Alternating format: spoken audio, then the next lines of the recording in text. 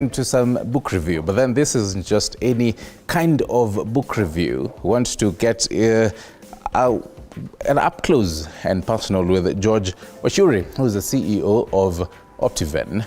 Karibu sana. Asante, sir. thank you. Welcome to our studios, by the way. Thank you. It's a beautiful place. I love it. I feel at home. Feel at home, by the way. And even as we take a look at this, I love the book. I love how it really looks simple and all that. After the Plunge is the title. Yes. After 2017, what happened in 2017 till date? I'm curious, the story of a shocking scam and merciful restoration. I'll briefly read the back of this book. On the sunny afternoon, Brother Ben, a born-again Christian, breezed into George's office at the Barclays Plaza with a tantalizing proposal for partnership with a greenhouse company that was the talk of the town. He could have never guessed that he was playing host to a man who had visited to set up a complex scam web that will soon engulf Optiven Limited in a scandal so dark it will threaten to collapse the company and leave it in its wake. Hundreds of stranded workers, uncared for widows and dejected orphans. A year of stress and depression will soon follow as dismayed customers sought legal relief and bloggers hounded the company with outrageous claims of collusion to defraud esteemed customers. Do you regret that this sunny afternoon happened that day? You know, I believe that everything happens for a reason. And sometimes God takes us through the valley to teach us, either to be humble, either to pray, and to respect Him. And so every experience I've got a reason. So I would say that I don't regret, because it was very stressful and depressing, but there was a reason. Yeah. So you do appreciate the fact that that moment in life happened and you're right here where you are? Yes, maybe I'm a better person. Okay. Maybe I respect people. And today I know when people say they have issues, they have problems, they are depressed, I understand it because I was there. So personally I do mentorship. So when I do mentorship to other business people, I don't do it because I have read a book. It's my life experience. And sometimes we go through experiences so that we can be a resource to other entrepreneurs, other business people. And I am happy that whatever happened now and launching of this book on Friday, people are now coming up and say, even me, I've lost 90 million. I've lost 100 million. And I'm getting a lot of confessions, and how did you do it?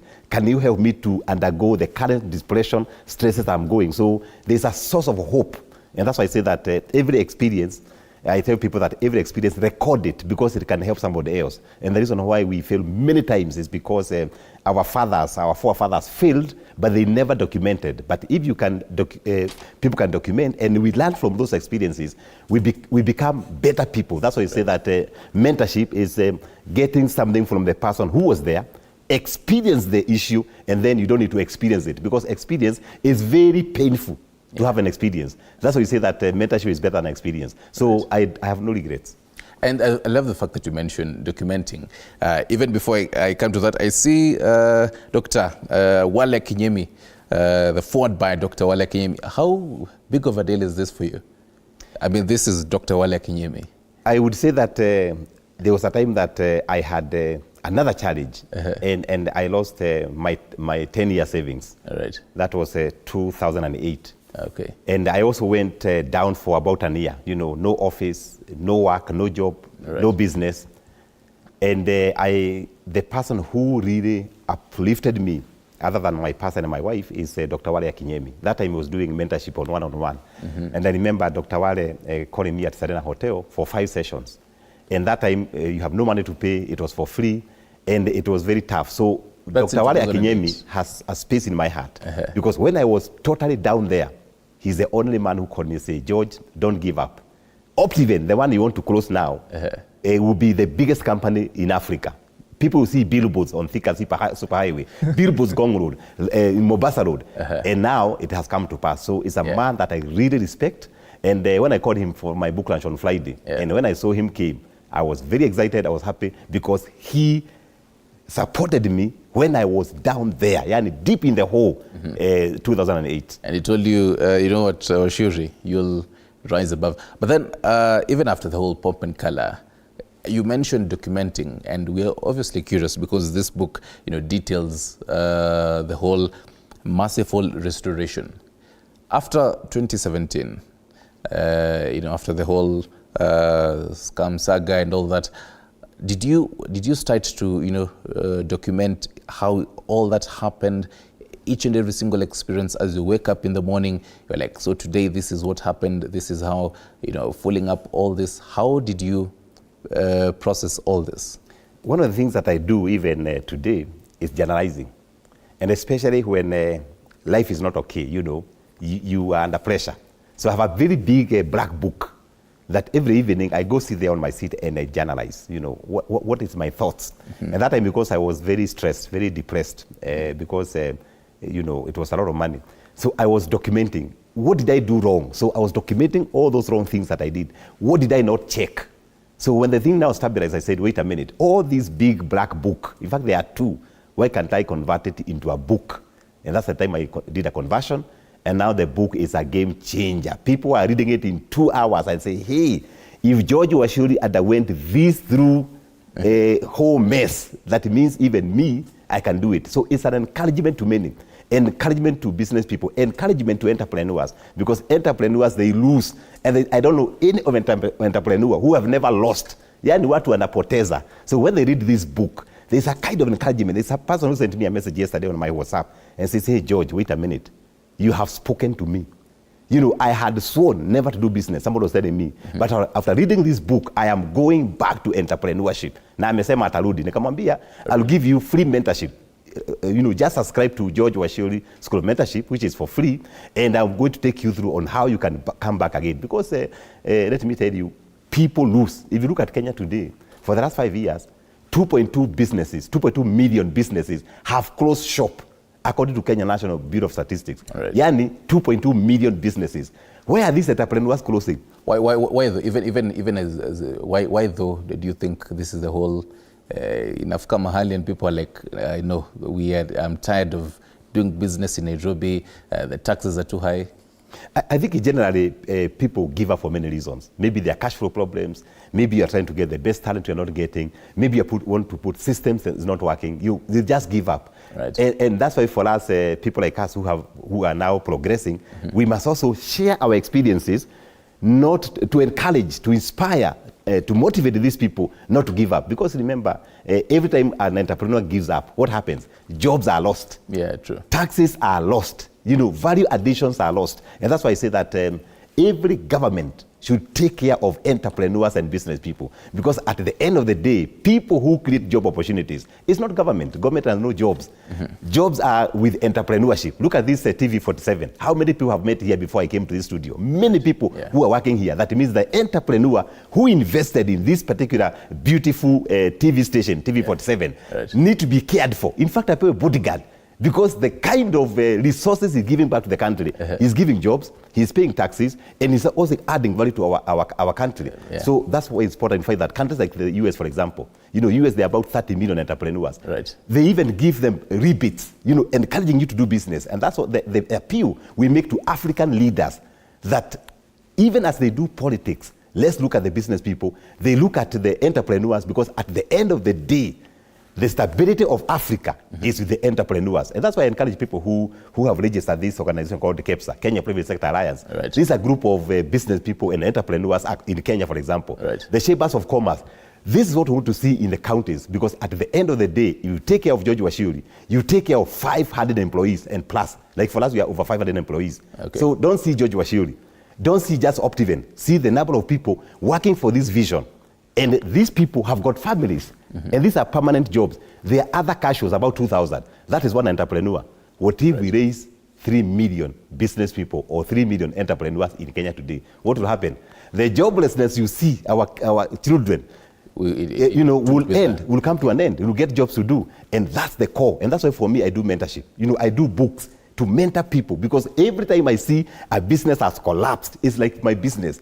I feel sad, I feel bad, I feel demotivated because I know there are people out there who can inspire our people, encourage our people, motivate our people to keep doing business. Because at the end of the day, we have to do it. And speak of mentorship, let's dive into this book a little. It has about 15 chapters. You say that some people are reading it in about a day or two? 2 hours. 2 hours? It's very interesting.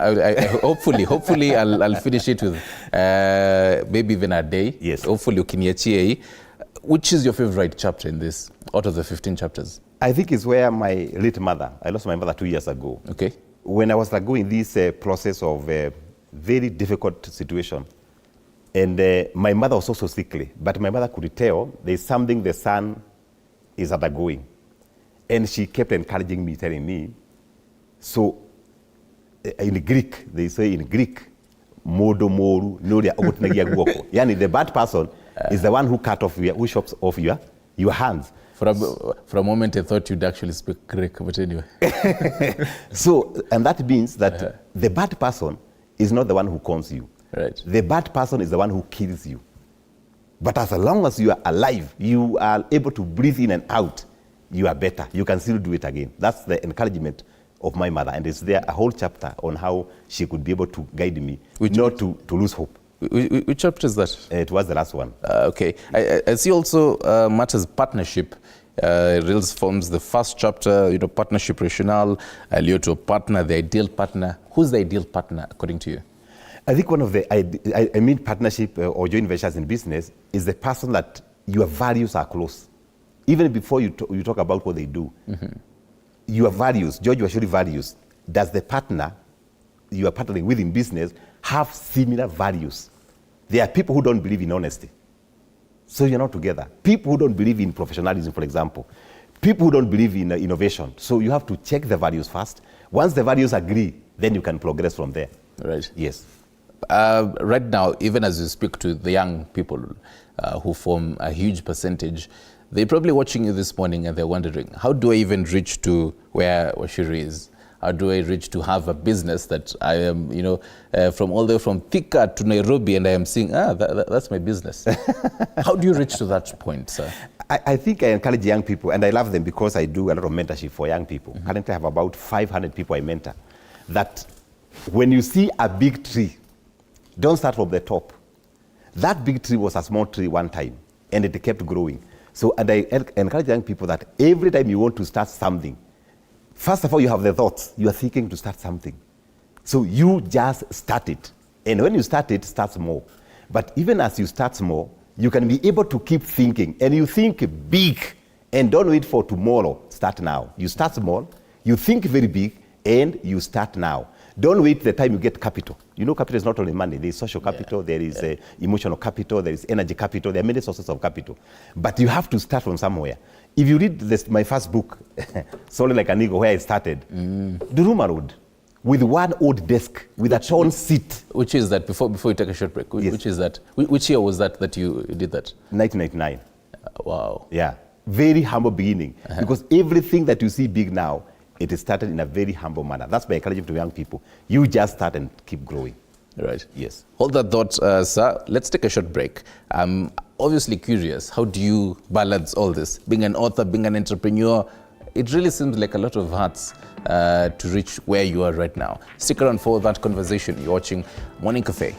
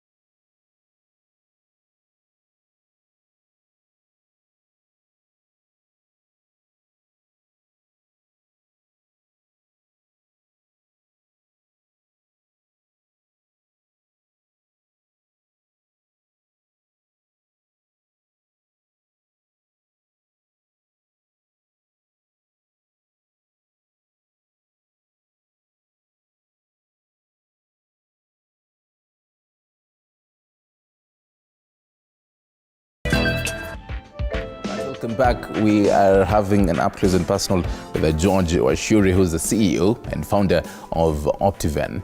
And so I'm curious, you're the CEO, you're also an author, you're an entrepreneur, and a number of hats. I'm pretty sure you'd also tell me you're a farmer. And so how do you balance all this?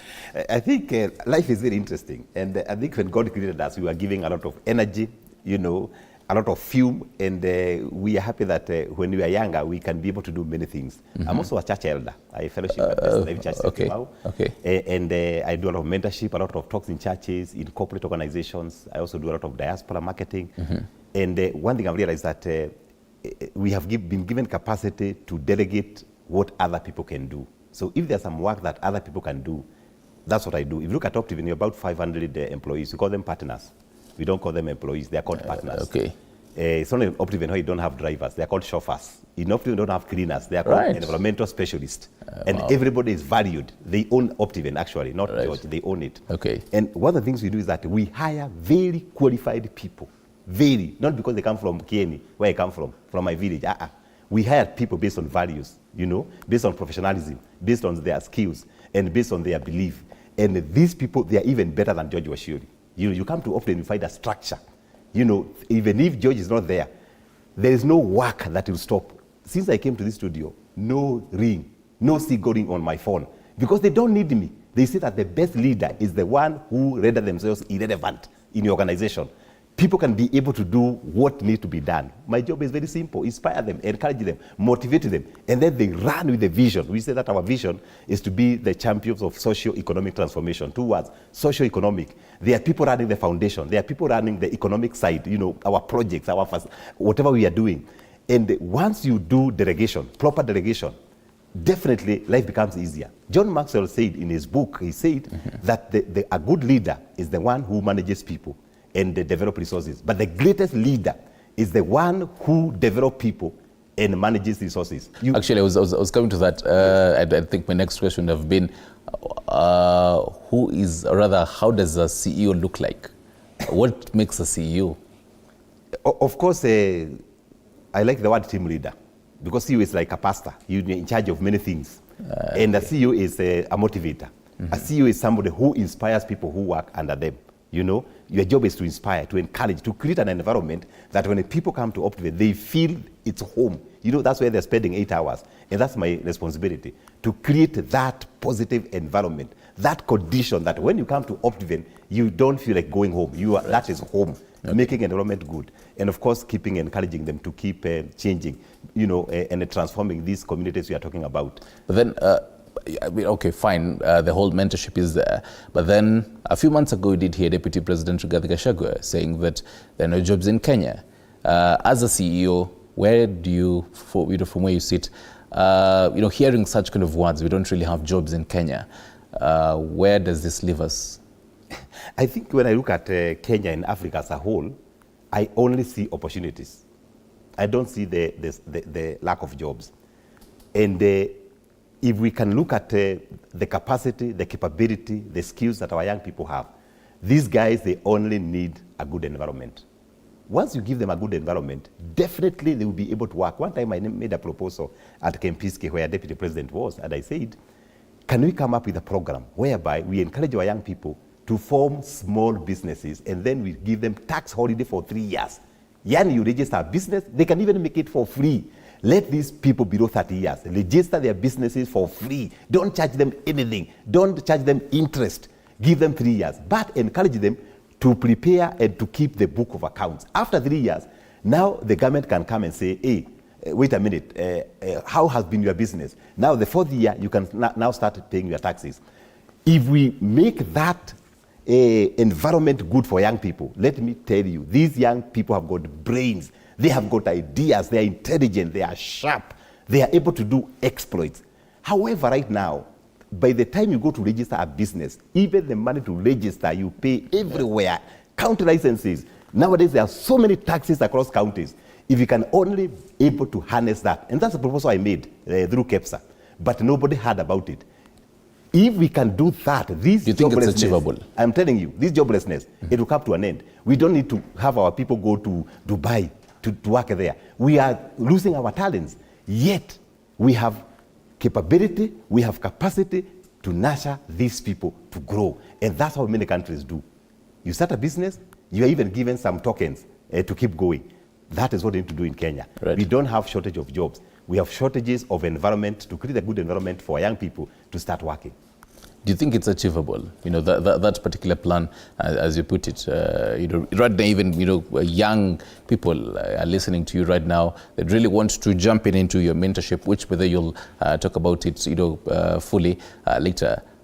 Do you think it's really achievable? I think it's achievable because currently I'm doing cohort 5 on my mentorship. Mm-hmm. I did cohort 1, cohort 2, cohort 3, cohort 4. Now you're doing cohort 5. Some of the people I did in cohort 1, they had no jobs. They were young people. And the guy went and registered a company for printing. Today, as I talk, he has employed another 22 young people. Can you imagine? A young person employing 22 other people, that means it's achievable. We can be able to replicate that model, especially the model of mentorship. And I also tell people that out there who are listening to me and they are CEOs, they are team leaders, they can be able to start their own mentorship in a small way. We have a big organization called the Christian CEOs. And we are encouraging people to start this kind of mentorship so that if you are CEO, you can mentor 10 people, 20 people, 40 people, and these people can be able to fast track their businesses and create opportunities for other people. That's the only way, because hawa watu wamesoma, wako na degree, wako na diploma. They only need somebody to hold their hands. And that's why for me, my mentorship, George Wachiuri mentorship, is for free. I don't charge anything. And you only go to my website, www.georgewachiuri.com, you register there, and then once you register, I take you through 6 weeks mentorship. Those 6 week mentorship, you must attend 70% of my classes. Once you attend 70% of my classes, we have a graduation funded by Optiven Foundation, and we usually have it in GMC Kitengela. Right. We have a huge facility there for entertainment. Mm-hmm. So we have a ground there. We do the graduation there. Mm-hmm. Then I follow you up. So I'll ask you, wait a minute, you did my mentorship. How are you doing? How many people have you employed? And I can tell you we have success stories. There's a guy that have been mentored, he does security. He's called Joseph Mose, Ngale. Security. Right. When he started, he has only 5 soldiers. Today, he has over 100 soldiers and may hire, and then he's getting contract. Then I teach him, how do you do presentation? How do you do a good profile? How do you do a good website? And the guy is making it. Maybe he's listening, Jos Ngale. He is doing an amazing job, creating over 100 more jobs. So this thing, it's possible, it is doable. We only need to do an extra mile. And even as we think, let us not think about today. You know, Kenya is not for today. Yeah. Soon we are getting old. What do we see Kenya in 100 years to come? Do we see Kenya in 200 years to come? And how to encourage our leaders, even as do all this politics, life is short. Soon we are going to die. By 90, you are dead, you are gone to be with Abraham. Our leaders must think, how is Kenya 200 years to come? We have so many children being born, so many youth being born. What's the future for these young people? We have a responsibility as leaders to make our environment better, to make our country better, to make our organization better for the sake of young people. Otherwise, we shall not be forgiven to die a straight hell because we made hell in Kenya. And I know there are leaders who are listening. We have a responsibility. I like the developed countries, the way they focus on their vision. And also like what the former president did, the late Moi Kibaki, may God bless his soul. Right. Vision 2030. That is what we want to see. We want to vision 2050 for Kenya. And speak of vision, because many might really view you as a lands expert, wherever which county you're in this country, and even beyond the borders, you'd see Optiven really matters. Selling lands. Do we have a land problem in Kenya? Do we? What's your view on selling and buying of lands in Kenya? I think in Kenya we are a very virgin country. The whole population of 50 million, we only occupy 30% of Kenya. That means 70% is a community land. So we are not yet to start having land issues. And one thing I have seen, and I like it, is the way now counties are doing geospatial, whereby they are able to plan for their counties. And if we can plan for all our counties, that means that people like Optiven who are selling properties, we can be able to tell, this zone, you can only do this type of development. This zone is commercial development. And I'm happy that most of the counties are already doing it, and I think it should be encouraged. And not only Kenya, even other African countries, right. Like now we are in Uganda, we should also encourage them to do the land planning. Once you do the land planning, we are preparing for 200 years to come. And that's what countries like the US do. The other day I was in the US. You find that if you want to do a development, The government does all the infrastructure, not like here in Kenya. You know, in Kenya, we're not going to buy land. We do the roads, we do the solar, we do the power, we do everything. In these developed countries, they do the infrastructure. And maybe that's the future for Africa, the future for Kenya. Right. And I'm talking about Africa because Optiven, we are no longer now a village champion. We are now doing business beyond borders. We are in Congo, we are in Uganda. I'm talking about Africa. And I also encourage people who are listening to me, especially 1.7 million people, business people in Kenya, that sometimes we are so myopic. We only think of Kenya. Why can't you go to Rwanda and do business there? Why can't you go to DR Congo? Why can't you go to Cameroon and do business there? How comes Nigerians are here doing business? Right. How comes we Kenyans, we are only here in Nairobi? And we are talking big, the way Optiven is big. It is not big. Optiven is small. It is going to be big by the year 2041 when you are targeting to be in 20 African countries. Okay. That's the time you say, now Optiven is a big organization. Right. Yeah. The fact that you even mentioned 20, I was to ask briefly on a lighter note, out of the many countries that we have in Africa, which is your favorite to do business in? Before, there's a particular comment and a question from some messages, but then briefly on that. Out of countries in Africa, which do you feel like has the best environment to do business? I won't talk about environment because when you talk of environment, you go to a place called comfort zone. The best country to do business is DR Congo. Okay. The population is 100 million. That's 100 million market. Roads are not developed, but people can go there and develop that infrastructure. Congo is now part of the East African Federation. Okay. And the land is virgin. I went there, I've gone there twice. Guess who I see there? Muzungus. Wamejaa hivi. We Kenyan people, we are saying there is war in Congo. Na Kavita tu kako hapa, Goma, hapa tu. Kinshasa is peaceful. Right. Lubumbashi is peaceful. Bujimai is peaceful. And I want to encourage people who are listening to me, let's think beyond Kenya. Let's think Africa. Let's think how can we go to DRC Congo, Uganda, Tanzania and do business. They say people make money when there are challenges. When it is so peaceful, you don't make any money. That's why that Muzungu amejaa wapi? Congo. So basically, I should run and invest in Congo. Exactly. After this. They say the higher the risk, the higher the return. Okay. Yeah, the higher the risk, the higher the return. If you want to comfort to sleep up to 9 a.m. in the morning, will you get the returns? Wake up and have this. But I want to take you back to Matters Mentorship. And this is a very interesting question, 22047 SMS number. Kindly ask Wachiuri about the many students choosing not to go to university. Where does that leave us? And this is pertaining to the dailies that we are seeing, the top stories on our dailies, this particular morning. Where does this leave us, sir? I think I would encourage our students not to give up. Just go to school, have that degree, have that diploma, have that certificate. You may require that education, not for employment, but to do your own stuff. Even running your own family. When you are a bit educated, you are better. So don't just cut it off, say there are no jobs. We don't go to school for us to get jobs. We can go to school and also create these opportunities. I know it's easily said than done, but we are here to support our people. We are here to mentor you on how you can start very small and then you keep growing. So I would encourage, let's not give up. Let's not say I won't go to the university. I saw a friend of mine who shared something that somebody banning university certificates, which is not very good. Don't ban them, just keep them. One day, it is going to be fruitful. That education that you have in the head is going to be fruitful. And then once you go back to school, don't stop there. Keep reading. Listen to motivational videos. Go to George Wachiuri YouTube. Listen to those videos. Right. They can encourage you. I remember the time I lost, the joint venture went awful. Yeah. I used to tune to Joel Austin, for example. I just listened to Joel Austin. I tuned to Dr. Ola Kim. I listened. Bulare, I just listened to him. So don't just give up. Listen to those motivational talks. You never know. Maybe an idea can come, an idea that can change the world. Look at Optiven. I had a choice to go back to Kieni in Nyeri. Okay. If I went back to Kieni, 500 people would be jobless. Okay. So don't give up. And encourage people out there. Encourage yourself. When you wake up in the morning, say today is a good day. When you sleep, pray to God that tomorrow is going to be a good day. Even when things are not working out, get somebody you can talk to. Encourage yourself. Talk to yourself. We call it positive talk. Talk to yourself. Say things are going to be better tomorrow. And once you encourage yourself, I can tell you, who knows? Maybe that seed, that mustard seed that you learned in school is going to germinate. And once it germinates, it will be like a big tree that will be you will be able to accommodate other people, right. Accommodate other opportunities. So we urge our people, usijiue, don't kill yourself, don't be discouraged. Even when things are tight, Look for words to encourage yourself. Look for people who can encourage you. Keep Listen, moving. keep moving. Move. You know, read stuff.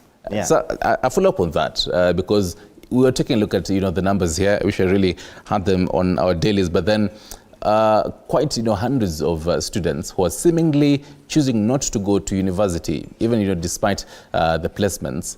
Where did the rain start beating us to a point that we are in right now? That we are having a lesser number of students, opting to go to university. Is it the cost of fees in the universities? Is it that they're looking at maybe 2 years after I join university, I won't get a meaningful degree, or maybe the high cost of living? Where did the rain start beating us? I think people learn by observation. In many spaces, many villages, you find people have gone to university, but they don't have jobs. That discourages the young people. But we blame ourselves as leaders, me being one of them, that we should have done it better. Number one, our universities should have fashioned it in a way that we offer courses that are relevant to our economy. We are offering very many irrelevant courses. Yani, you do a course, you don't know where you can get an opportunity or what you can do. That is number one. Number two, our policies. We should be able to have a policy whereby the government can force, let me use that word, 1.7 million formal organizations or companies in Kenya to absorb these people for mentorship. They say, Optiven, you must get maybe 10 or 15 people for mentorship. Right now, our businesses close doors for graduates. Yani, where do we expect these people to get experience? And when we hire them, we ask them, you must have experience for 5 years. Where do you expect these people to get experience? So let us challenge ourselves as business community.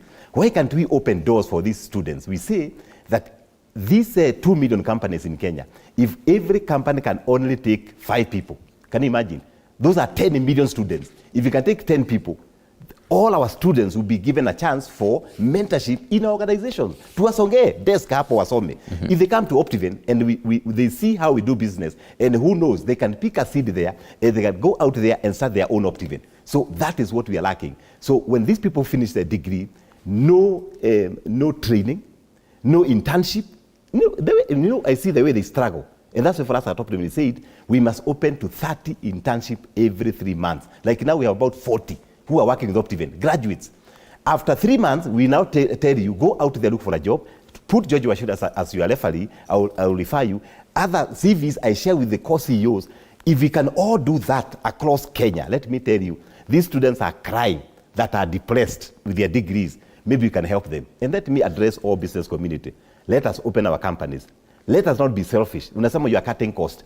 Huyu mtu utampatia tu stipend ya 15,000 or 20,000 and they're able to come to work and they're going to add value. That is my appeal to the business community and my appeal to government. Okay. Let's facilitate. There was a time when our current president, His Excellency Dr. Ruto was a deputy president. Right. And he was pushing a motion whereby if you take 15 interns, you get some tax rebate. Maybe you should revive that discussion. Okay. And you find many organizations like TV47 getting these journalists to come learn from you and you mentor them and they go out there, become a better people. Because at the end of the day, this is our country and we have no other country to go. Sometimes I go to the UK and other countries. Okay. Ukimaliza 2 weeks, you're already missing Kenya. When you come to JKIA, you feel like kissing the ground. Because Kenya is beautiful, this nation is beautiful, people love Kenya, and that's why there are a lot of foreigners coming to live in Kenya. Right. Our country is beautiful. Let's love it. Let's not talk about our nation. When leadership have got challenges, let's pray for them. The Bible says, pray for your leaders. For me, every morning, I pray for the president, the governors, the senators, because these are the leaders God has given us. We have no other option. And that's my appeal. And hopefully they're listening, even as the president. I mean, he's our CEO, so he definitely listening on, how you're really speaking passionately. But then on the epilogue of this book, I'm seeing Kilimo to Jijenge project. And I also remember, mentioning that you on the many hats that you wear, I'm pretty sure you'll also add a farmer there. Speak to us about, the farming here. Even the first sentence says, I have a passion for farming. How deep is your passion for farming, sir? After the scandal. Yeah. I think I'm human. I think I lost fume. Okay. Because I had a very big idea. You know, I was thinking how our customers can be able to buy land. You know, we have bought 200 acres. We did the water infrastructure. We did the dam. We have a huge dam in that project. You know, we did about 15 tanks. We did the borehole, you know, sort of to pump the water. But after the joint venture went awful, I think tukakufa moyo. So I can say today I'm just a very small farmer, not the vision I had for farming. So your passion for farming has died? It needs to be revived. 7 years later? Yeah, it needs to be revived, yeah. It was a very big, it's called a cane. Nilichapwa kiboko. What else do you feel like, because during this time also COVID-19 played a huge role in reviving even yourself, as a brand, Optiven itself as a brand. How much did it take during that particular time for COVID? I would say that over COVID, it's a time that we thought as Optiven, why can't we think differently? People are at home. So we invested a lot on infrastructure in ICT. So we are able to work at home, and we're also able to increase our staff numbers. We actually hired 200 more people over COVID. So our organization actually went up over COVID because we decided to work differently, work at home, work virtually, talk to our customer virtually, and we did not get out of charges, but by the grace of God, we are also able to sustain the growth over COVID. Right. Yeah. So to this point, how has the whole process of paying back the customers? We finished.